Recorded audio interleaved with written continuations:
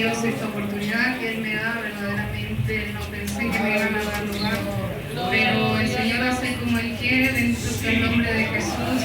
Me recordaba, bendito sea el nombre de Jesús, que muchas veces quisimos salir así a eventos grandes en las iglesias, en las provincias, bendito sea el nombre de Jesús, pero no teníamos los medios suficientes, tal vez por el trabajo o el vehículo, bendito sea el nombre del Señor.